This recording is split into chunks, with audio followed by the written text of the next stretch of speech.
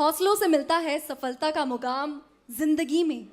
ये नहीं है आसान कि आप कमाएं इतना बड़ा नाम। एंड आज जो शख्सियत हमारे साथ इस वक्त स्टेज पर है, इनका नाम और इनका काम ऐसा है जिसकी वजह से आज इन्हें दुनिया भर में जाना जाता है। तो एक बार huge round of applause for all these guests in the panel discussion. So we have Shankar Aiyar sir with us.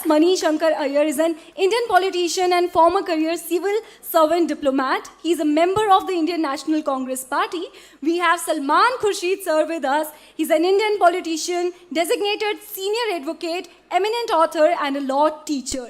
Then we have Anand Ranganathn sir. Anand Ranganathn sir is a scientist and an author. He has written 3 books. His forthcoming book is on India's forgotten scientist. Then we have Sudheendra Kulkarni sir with us. He's an Indian politician and columnist. Sir has joined the Bharatiya Janata Party in 1996. He resignated from BJP in 2009. He has been working for the Observer Research Foundation, a think tank. Then we have Sai Deepak sir. He's an engineer turned lawyer. He's a litigator practicing as an arguing counsel, primarily before the Supreme Court of India and the High Court of Delhi. He has also authored 2 books titled India, that is Bharat, and India, Bharat and Pakistan. Then to conduct this session, we have Shalini Singh ma'am. She's a Delhi-based freelance journalist. Her most impactful work includes environment issues, including illegal mining in Goa and livelihood rights in rural Odisha. She won top Indian journalism awards, including first Kishor Irani Prize. And we are so delighted to have you all in this session today. And for moving ahead, Shalini ma'am, over to you.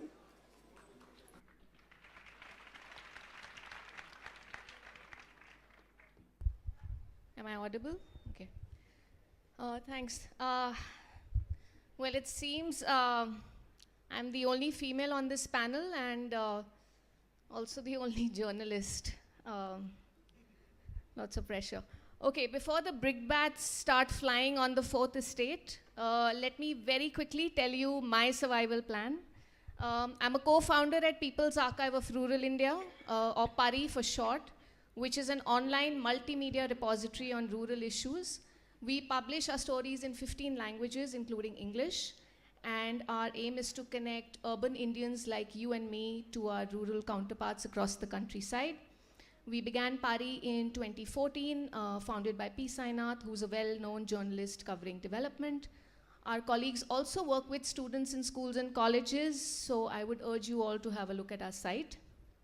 All right, now that I think I'm safe, let's turn to the discussion for the evening. So the narrative was, before that, may I request all panelists to share their opening remarks for 2 to 3 minutes each. And after that, I'll ask a follow-up question and again a round of remarks from everyone. Okay, on to the question. So zooming into one recent example which affected us all, that is how the COVID-19 pandemic was covered in the media. The Western media wrote about it in a certain way. The Indian media did their bit. At PARI, my colleagues did over 100 stories on lives under lockdown. And the Indian government took offense at how the Western media had portrayed the country's handling of the pandemic, and so on. This is just one example, so feel free to add others. The question is there space or can there be space for both Indian and Western media narratives to coexist in a way that provides citizens with wide information as well as multiple perspectives? And what do these arguments on both sides or all sides also tell us about ourselves? We could start alphabetically. I'd start with Mr. Shankar Aiyar. The floor is yours.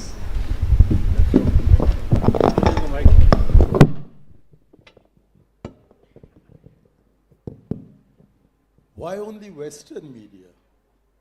Why not the media of the rest of the world, the Chinese media, the Southeast Asian media? Most important of all, the South Asian media. I think there's plenty of space for all of these to coexist. But there seems to be a paranoia about the Western media which is illustrated by the reaction of the government to the BBC film on the Prime Minister. I have myself been an aide to a former Prime Minister at the time of the Bofors scandal. And the BBC came, they interviewed him, they talked to all of us as if they had a sympathetic view, and then they came out with a film that really damned the Prime Minister. Did we ban the film? Did we stop anybody from seeing it? Did we stop students from screening it? Because we just allowed it to be another media event, I don't think there's anyone in this audience who remembers that BBC film. But I don't even have to explain which is the BBC film, which was banned, because it is only because of the ban that there is widespread concern about it. At the same time, I think that since our engagement is primarily with our neighborhood, it is very disturbing that there is so little about our neighborhood, written in our neighborhood, that we see in the Indian press. What does the Sri Lanka press say about the Argalaya movement and what it has done now? Well, you have to read Meera Srinivasan, I think her name is, of the Hindu, to learn all that.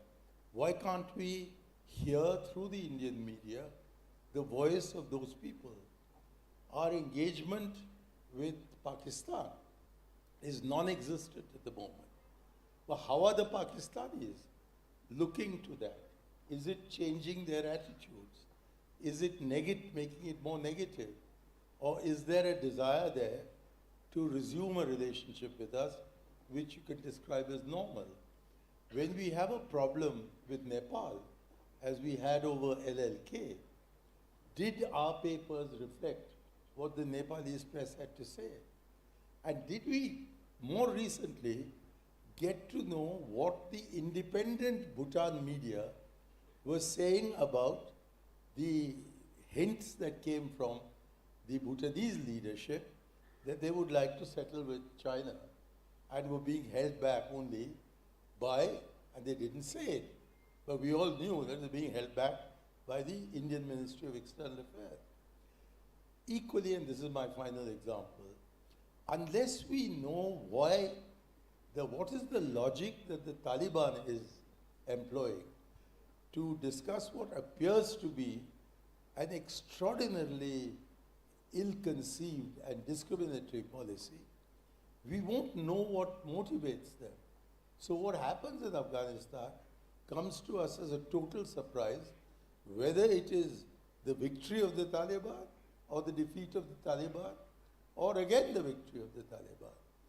And yet, if you look at the foreign page of most of our newspapers, you'll find that AFP and other Western sources are continuously quoted as to whether Donald Trump paid off this woman or not, and whether that constitutes a grave crime or not. But do we have anything similar about Ranil Wickremesinghe or about what is happening in Pakistan? So therefore, we need to create space for all these media reports to coexist. Fortunately, we now have the social media, and the social media is a media without borders. And therefore, we are, I mean, those of us who have the time, I certainly don't, or the inclination, I certainly don't, to sit and look at my laptop the whole day, will probably find it easy to discover what the rest of the world is saying about themselves and about us. But what I deplore is the paranoia that completely dominates us. We've had the foreign minister say, we'll teach you if you tell us then. What is this kind of gangster language? So that's my comment on the question that you asked me.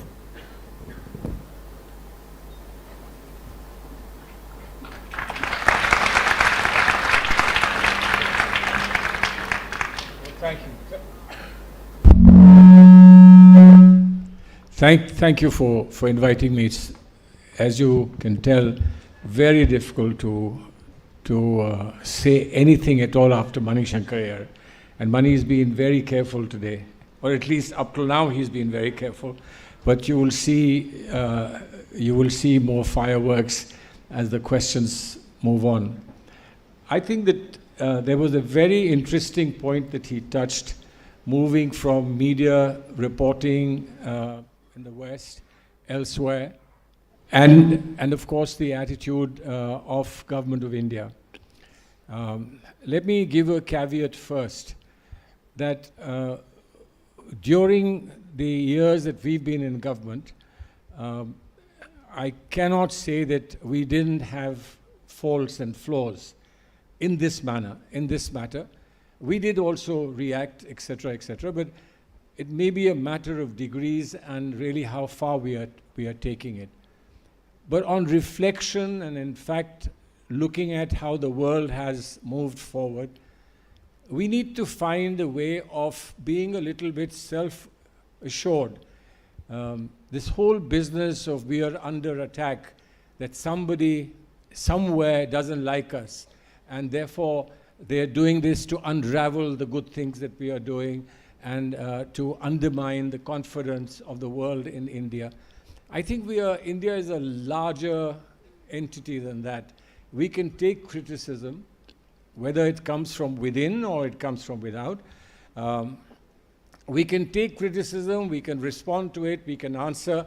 We have a remarkable structure of constitutional values and constitutional law, in which some extremely negative things said about us, we have to tolerate and perhaps respond.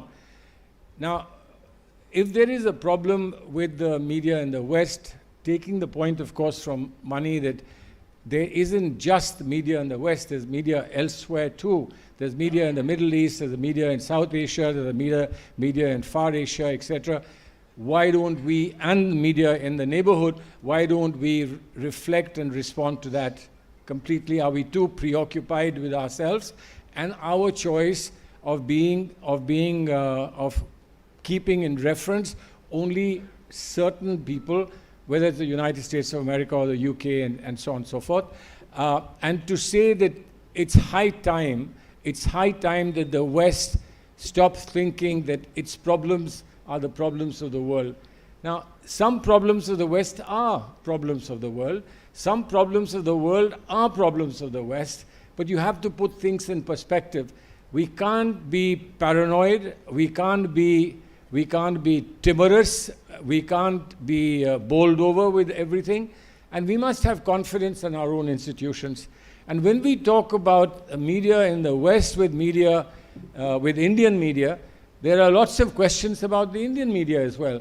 And I think a fundamental question about media freedom, whether in the West or here, the fundamental freedom is it controlled, is media controlled by commercial interests?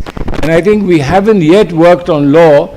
I don't know how much America has, but we haven't worked on law to ensure that there isn't a connectivity between people who own business and people who own media or control media. I think that's a very critical dimension of politics in terms of democracy, and I think that's what we need to address instead of getting worried and paranoid about what anyone is saying. If we are good, we are good.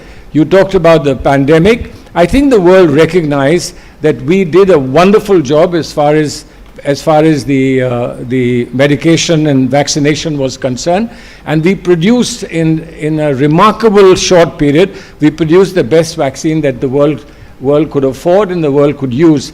I think that's the sort of confidence that we must exude. We shouldn't be worried about being a pushover, that anybody writing an editorial in the New York Times or somewhere else can upset the apple cart for us. We just have to have more confidence in ourselves. And frankly, given that the government speaks with so much confidence, they should show that confidence as well when it comes to facing criticism. Thank you.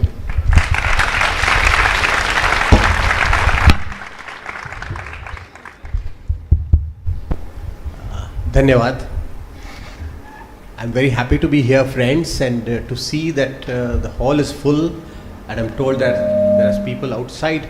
Just shows that young people, young Indians, are deeply concerned about what's happening to freedom of the press, freedom of expression, which are a part of democracy. It shows that you people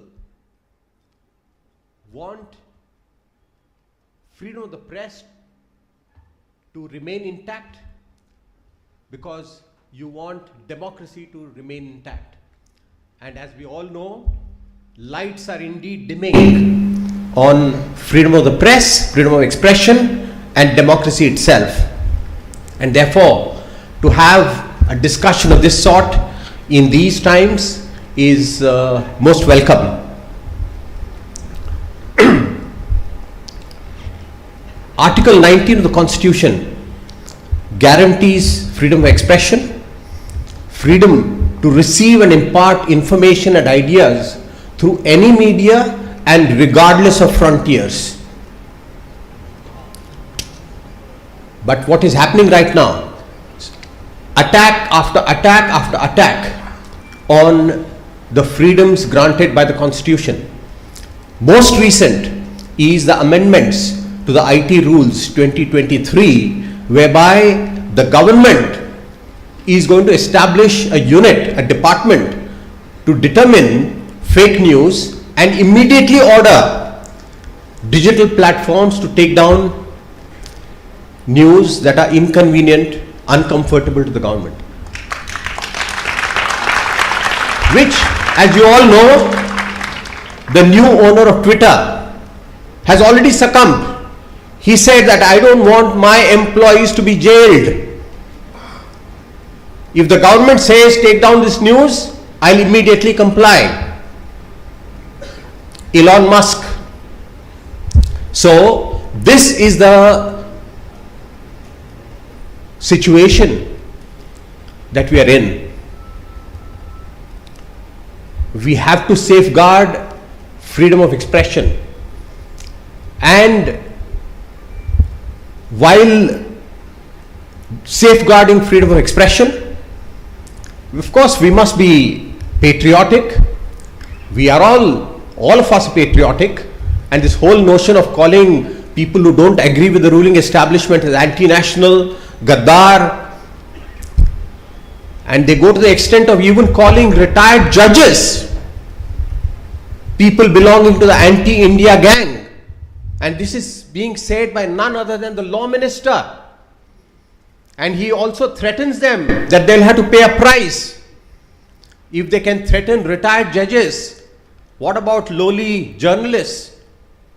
So friends, as I said, lights are dimming on democracy and on freedom of expression.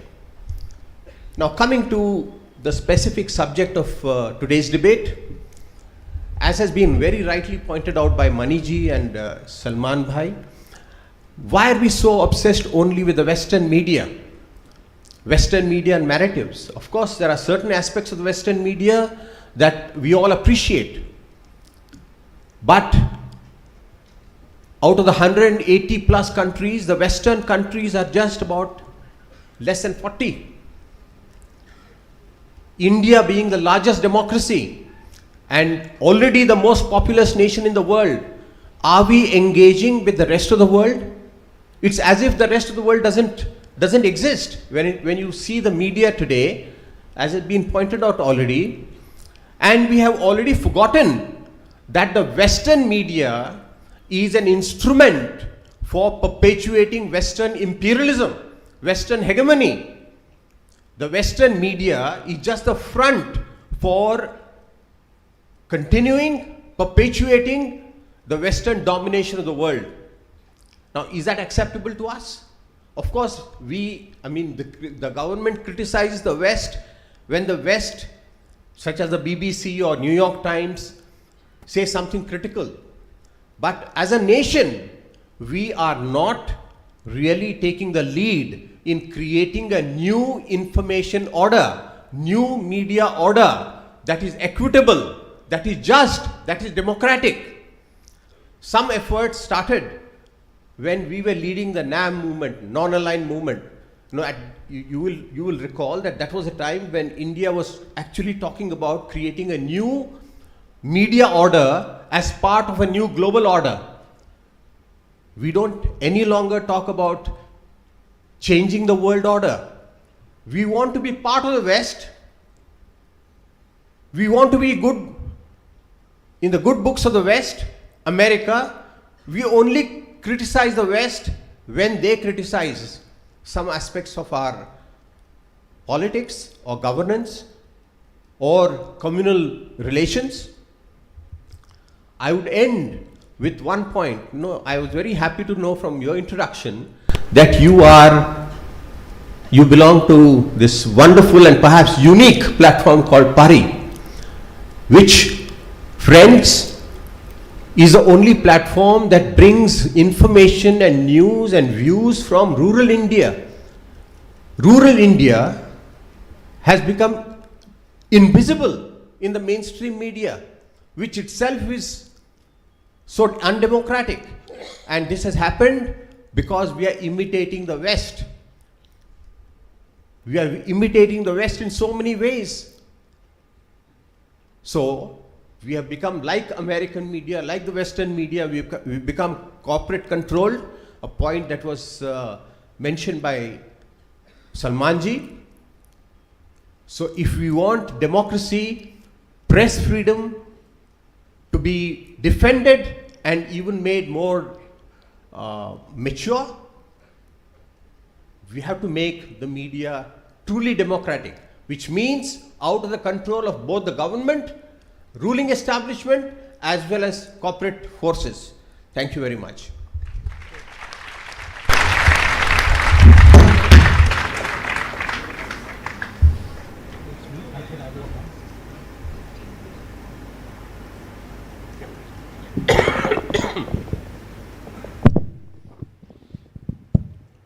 Good evening. Thank you very much. It's a real pleasure and honor, and I thank the organizers for inviting me and Sai and everyone else. A real pleasure.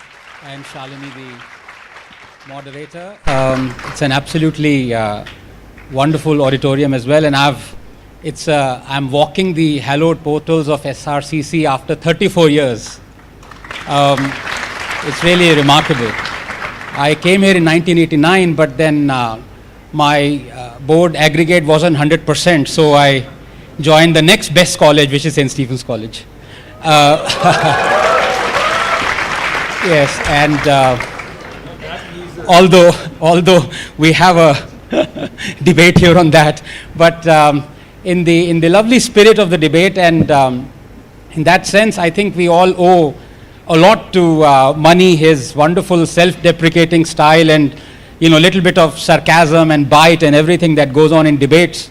It's wonderful to have that in this debate as well. And just a small anecdote of how we are all children of money in one sense. I didn't mean to give away his age by saying that. He doesn't look a day older than 95. But at the alumni meet in St. Stephen's College, the one preceding him was ex-Foreign Minister Natwar Singh, and he got very soggy-eyed, and he wrote in the register that everything I am today, I owe it to this college. And then he went away, and Mani followed him, and then Mani scribbled underneath what Natwar had written, "Why blame the college?" So that's...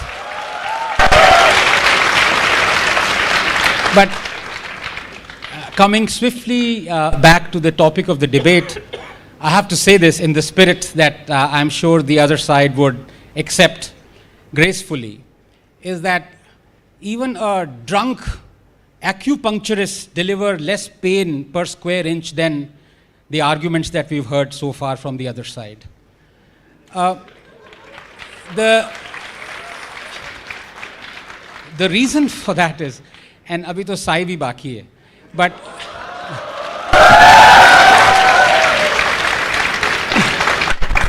the reason for that is, which world are we living in?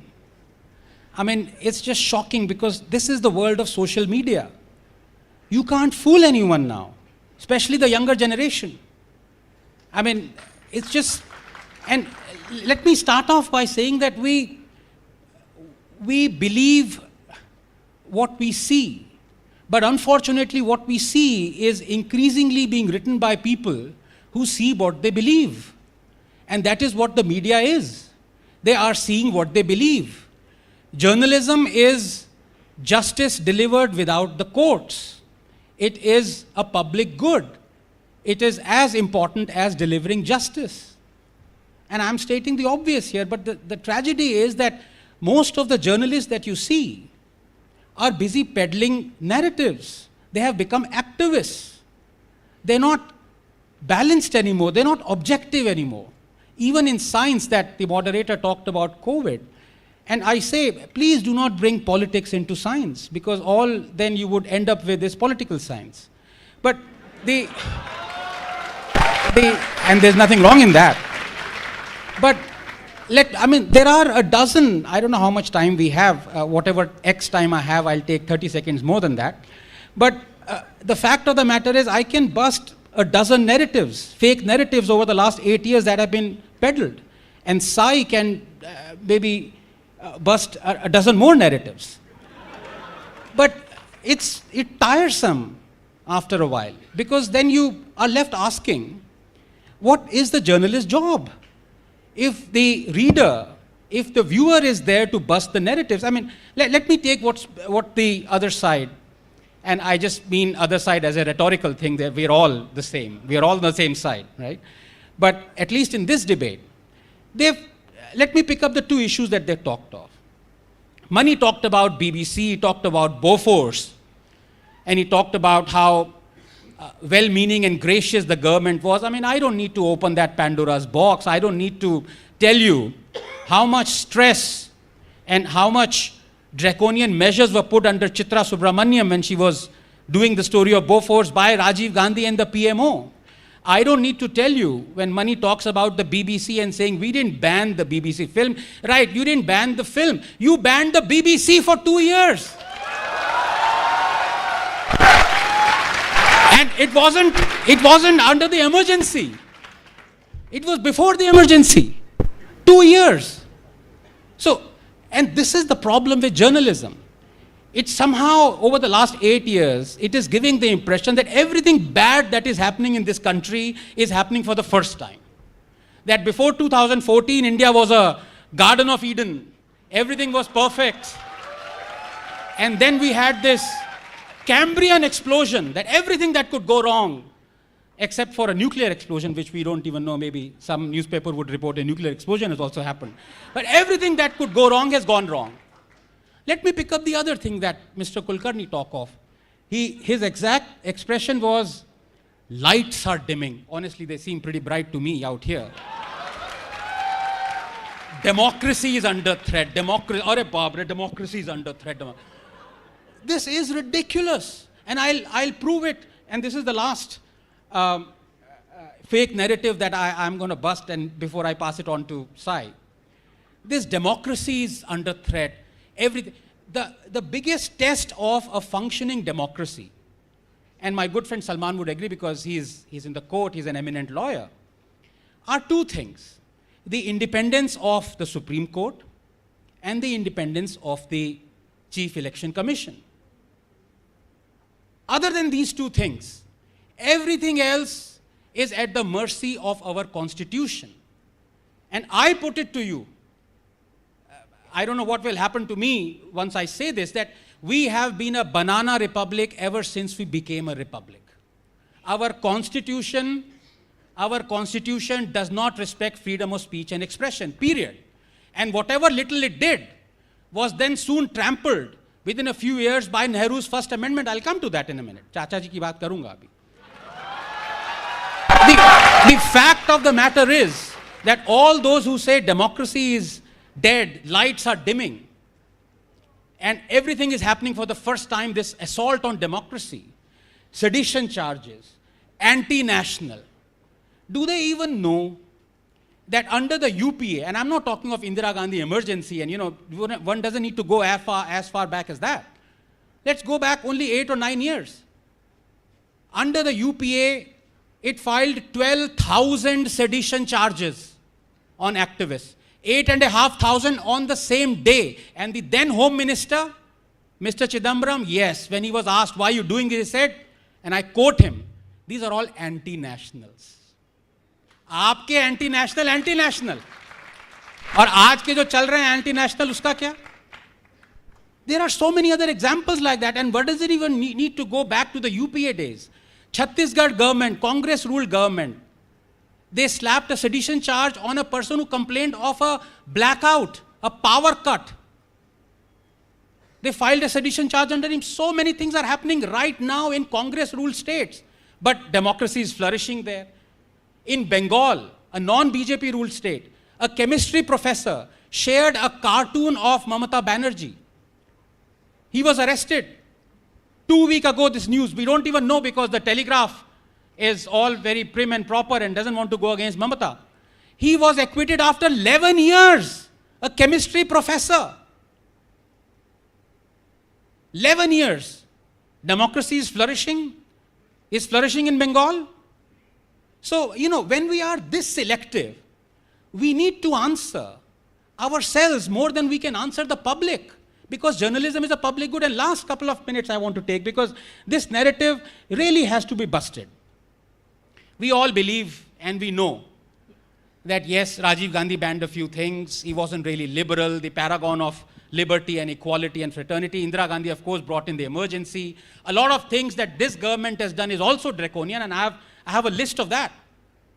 This government, for example, the BJP government in Gujarat, it jailed an editor for 15 days because he criticized the COVID response of the then Chief Minister of Gujarat.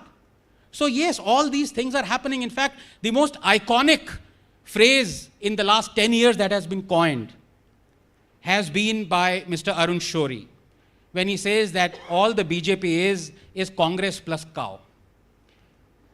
And AAP of course is Congress plus Lamao, LMAO, but that's another matter. BJP is no different from the Congress. Please realize this.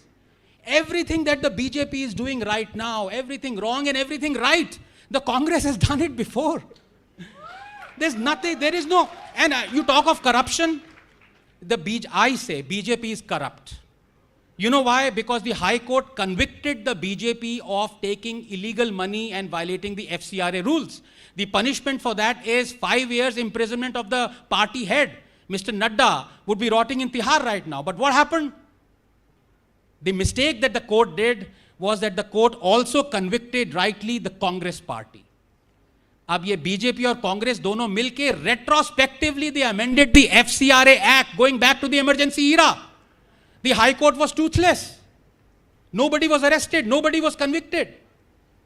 Why doesn't the Congress say that the BJP is corrupt? Because the Congress has also been convicted. This is the problem in this country. Nobody tells you these facts. People only tell you one-sided stories, like, for example, that Nehru was the paragon of liberty and freedom. Everything else, Indira Gandhi might have done emergency, but Nehru nahi. Chacha Nehru didn't. Let me take the next couple of minutes and tell you what the status of freedom of speech and expression under Pandit Nehru was. Under Jawaharlal Nehru, the first amendment was brought in. Reasonable restrictions, incitement, disruption of public order. Who decides who is disrupting public order through freedom of speech? Poet Majru Sultanpuri was jailed for 1 year for calling Nehru Hitler ka chela. 1 year. One of our greatest songwriters and poets rotted in jail. Did you know that? First democratically elected communist government in Kerala was dismissed. Congress president said communist parties wouldn't be allowed to participate in general elections. Stanley Whooper's book 9 Hours to Rama was banned. The book Chandra Mohini was banned. Audrey Menon's The Ramayana was banned. Campbell's The Heart of India was banned. Koestler's The Lotus and the Robot was banned. Import of any newspaper that undermined friendly relations. No, I need to go on. I need to go on because this rubbish fake narrative needs to be busted right here and right now. Flischter's Aisha was banned. Bertrand Russell's Unarmed Victory was banned. Robson's film 9 Hours to Rama was banned. Sadhnui's Markane Somnath was banned. Robert Taylor's The Dark Urge was banned. Selling Lady Chatelier's lover was banned. The book What Has Religion Done for Mankind was banned. Ratnavak's Bhupat Singh was banned. Import of any obscene drawing or painting was banned. Mrinal Sen's film Neel Akshar Niche was banned. Menon's Rama Retold was banned. Tony Hagen's book Nepal was banned. The RSS organizer was censored, its publishers prosecuted. Film Gokur Shankar was banned. Godse's testimony was banned. Goswami's film Rumi was banned. Historian Dharampal was jailed and criticized for Nehru for Indochina War. Releasing the film 1962 war film Bhool Na Jana was blocked. Pandit Rajendra Prasad's speech was barred from distribution. Film Jharna was banned. Draconian press objectionable ban was passed. Columnist Vivek was fired. His column critical of Nehru discontinued. HT editor Durga Das was fired. His column critical of the Nehru family discontinued. Congress leaders demanding Nehru's resignation were arrested and jailed. Ads to Times of India was discontinued for speaking against government policy. Magazine Crossroads was banned. Play Nigame Communistike was banned. Its actors arrested. Hindi film songs were banned from being played in the AIR. Congress demanded a ban on iconic film Parasakti. Film Nastik was banned.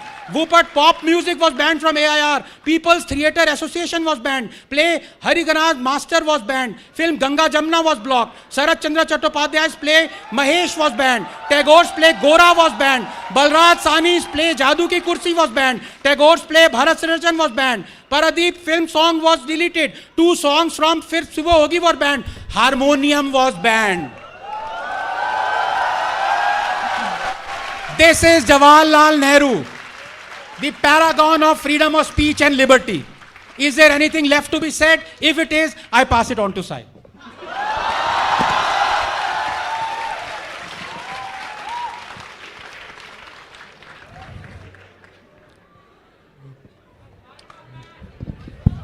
This is the Shriram College, right? Yeah.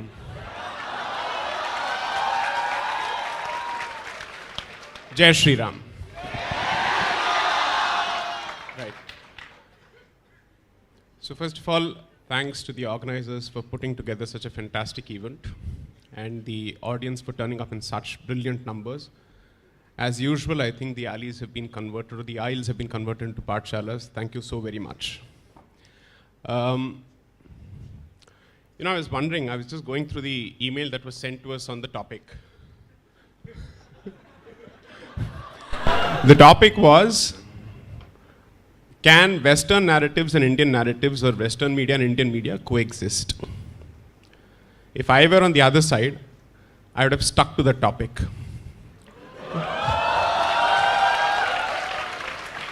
This is a textbook instance of Aa Bail Mujhe Maar. You've opened the Pandora's box by speaking about freedom of speech, when instead the topic was slightly different. Good. The can of worms has been opened, so let the floodgates open. Now we are being told that free speech in this country is almost on the verge of extinction. So Anand rightly pointed out the First Amendment to the Constitution. So I'll explain the backdrop to it. So Mr. Nehru seriously was interested in pushing his land reforms agenda. I am not on the question of whether it was right or wrong. I'm just saying that he had a certain policy initiative which he wanted pushed. You know who was actually raising the red flag to his initiative? The ones who raised the red flag always, the communists. Okay? So people like Romesh Thapar started writing against it. And there was active opposition to everything that he was doing. Courts were overturning his judgments, or rather his initiatives through judgments. So 2 consequences happened simultaneously around that particular period, which till date affect the Constitution. The first is the introduction of severe limitations on free speech. The second is the introduction of the 9th schedule to the Constitution, which effectively protects all those land reform legislations from any kind of constitutional challenge. Imagine an elected government in a democracy taking a policy decision and ensuring that that policy decision is immune from judicial review through a constitutional amendment for all time to come. And we are being taught democracy by the scions and descendants of this legacy. Second, today we are suddenly being told oh, social media explosion is the reason for survival of free speech in this country. Otherwise, you see free speech has been bought by mercantile interests and so on and so forth. Who introduced Section 66A to gag free speech on social media? Section 66A of the Information Technology Act was introduced by the UPA government with the broadest of possible restrictions on free speech, where even any kind of offense or hurt that is caused to sentiments immediately attracts the application of that particular section. This is what ultimately resulted in Shreya Singhal versus Union of India. The sad part or the unfortunate part or perhaps the cynical part of the reality is the BJP defended that particular provision in court when the matter was being heard, because by then the BJP had taken over. So what does this tell you ultimately? That the nature of power, regardless of which party is in power, is to appropriate as much space to it as possible and limit the scope for free speech. There is really no one in this hammam, I leave it at that, who is capable of saying, I'm clothed. Okay? So therefore, let's not take a moral high ground here. Let's be realistic about what is it that we want and what is it that is good in the interest of the public. Let's speak of that. Now let's talk about what's happening in the West, so on and so forth. I think the binary division between Western media and Indian media no longer exists, for a good reason. Because it's not a question of who's from the West and who's from India. It's a question for who's batting for Indian interests. That is what ultimately matters. Because there are several people, several journalists in the West who are willing to speak the truth about Bharat and who do not share the colonial cynicism of the rest of their Western compatriots. Similarly, there are several people from Bharat who are more than happy to be lackeys of anti-Indian mouthpieces from the West. That's a fact. So therefore, I'm not interested in this binary argument anymore. During COVID, there were several fantastic Twitter handles from the West which were actually reporting on the kind of measures that a country such as Bharat, the scale of its population, was undertaking to provide resources to its people, while people within were constantly pulling us down. Now here is the interesting part. Mr. Kulkarni rightly points out, and I would say significantly that holds good, that Western media, including Hollywood so to speak, has managed to push the Western agenda as much as possible. It's unfortunate that we are aping everything wrong from the West, but we are not doing it as far as this issue is concerned. And then when we say that there are certain portions of the media, there are certain segments of the media who seem to be comfortable constantly pulling India down, we are then accused of being anti-free speech. Okay, so we are being told that free speech is effectively under challenge because mercantile interests are holding them to ransom. Why don't we speak of political parties owning channels? In the South, business interests and media interests merge and they're controlled by parties. You want a standing example? The Sun Group owned by the DMK, which has been a partner not just to the Congress, but also to the BJP. Because after all, the Commerce Minister during Mr. Vajpayee's tenure, who was leading India in the Doha negotiations with respect to World Trade Organization, was Murasoli Maran from DMK. Neither party deemed it fit to crack down on the holding of media interests by political interests or political organizations. That has never happened. Why just the DMK? Jayalalitha also owned Jaya TV, which continues to be run by the ADMK. I would say it's much better for a mercantile interest to own, let's say, a media organization as opposed to a political interest, because there's a serious conflict of interest on both sides. That's a discussion that we don't seem to be having here. Now, ghoom phir ke abhi baat jo hai, it has become about only the Congress and the BJP. I would say at this point, members who are listening to this should actually say we are sick and tired of this nonsense. We'd like to actually have a discussion which goes beyond the BJP and the Congress. And we'd like to talk.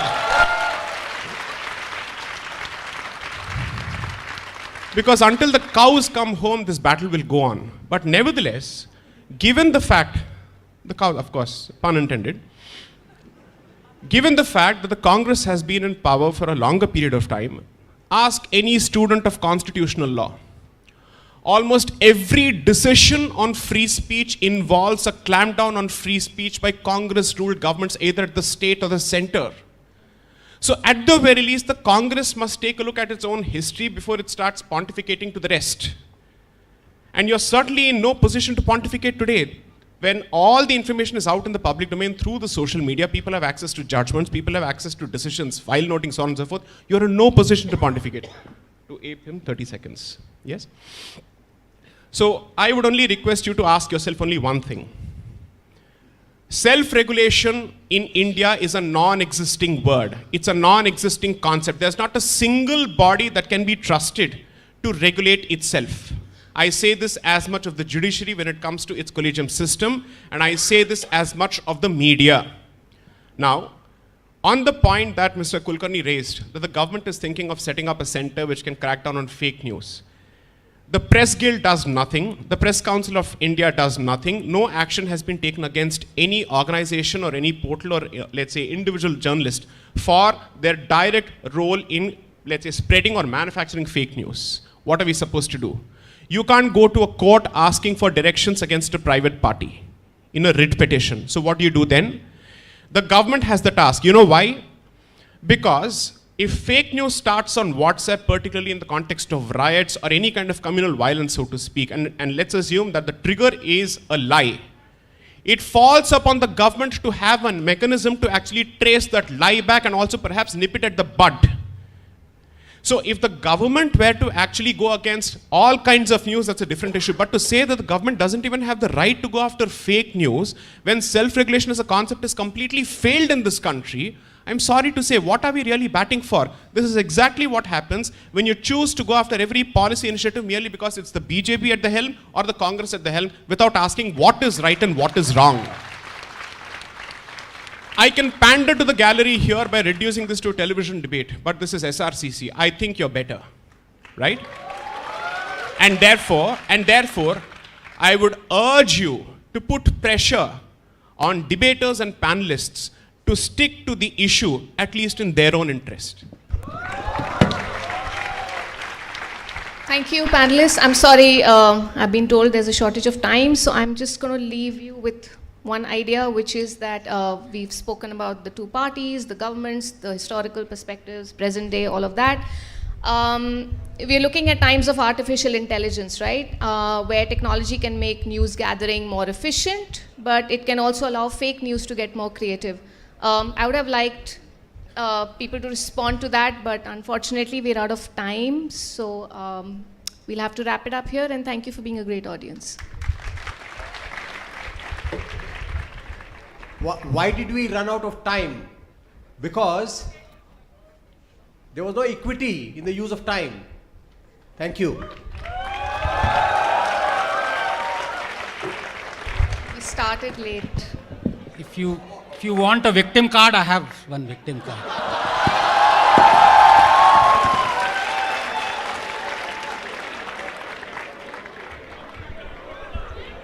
Just a last comment. I thought if you give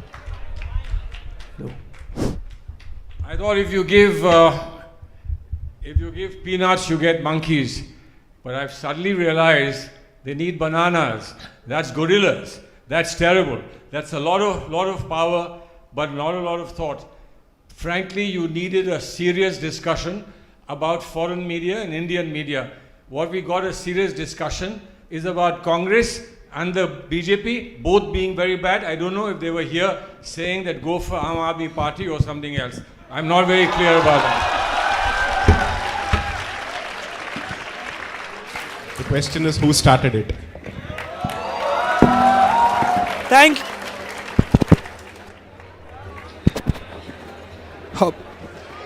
you so much, everyone, for being a great audience. I'd like to invite our Professor Dr. S. Prakash and our Professor Dr. Kuljit Kaur to please felicitate the guests.